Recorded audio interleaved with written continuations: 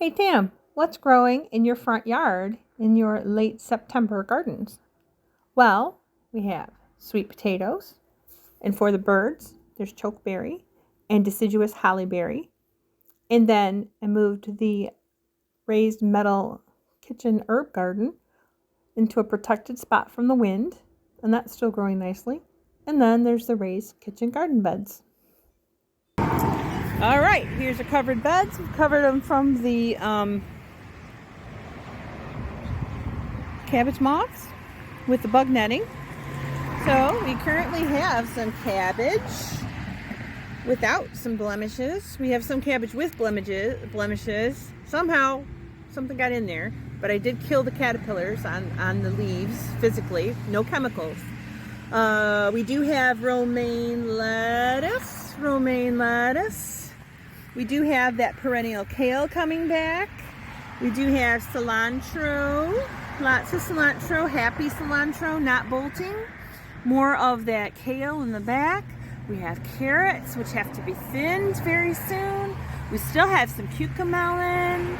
We have a couple little volunteer tomato plants that are probably not going to make it. But it is going to get cold, not quite freezing yet. But to protect my romaine lettuce from frost damage, like freezing, since it's mostly water, I will be putting frost cloth over the top of the bed, probably tonight and tomorrow night. And again, that's just to protect it from freezing temperatures. I'm just gonna tuck this up in here for now, so I can grab it in a minute. I'm still got this little annual, which I'm going to put in the greenhouse, see if I can overwinter it. I got some perennials I have to put in. Good thing I did this to be reminded. And I have some rue.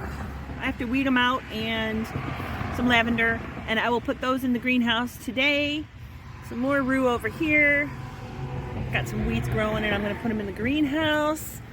And then we still have more cucamelon here.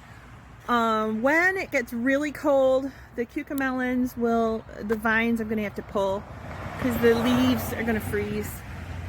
And the cucamelons themselves are full of water, so they will freeze as well. Do have, again, some more tomatoes that we're trying. Not going to make it probably through the winter. Oh, for sure, not the winter.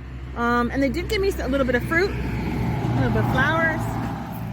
All right, over here, very similar to what I have on the other side. The perennial kale, lots more romaine lettuce. Lots and lots more romaine lettuce. More cabbage. And again, somehow, well, let me say it this way. See over there, there's a gap in the netting. And there's a slight gap over there. And those doggone cabbage moths are very tenacious. And they will find any way they can to get inside so they can lay their eggs and have their babies. We do have some carrots in the back and more cabbage in the back. And I think I'm letting some spinach grow too. Oh, that's Swiss chard over there. And again, Swiss chard and lettuce both are so high in water content that I will cover them with a frost cloth tonight, tomorrow. Those times when it's going to get like in the 40s or below. And the soil of the raised bed, these are 2-foot raised beds, 4x4 each. The soil will keep the plants from freezing. The warmth inside the soil will keep them from freezing. And then we still do have some zucchini growing, which I'm going to put them up over here like this. That's how it was before. And the wind keeps blowing it down. And I do have a couple zucchini. Woohoo! So that's still growing. And these are in the raised beds again. These are 2 foot tall. And they're 4x4 raised beds with 1 trellis arch. And then there are pathways for walking, which I need to weed. And then stones also to make it easier to walk and put wheelbarrows through and things like that. And easier for maintenance.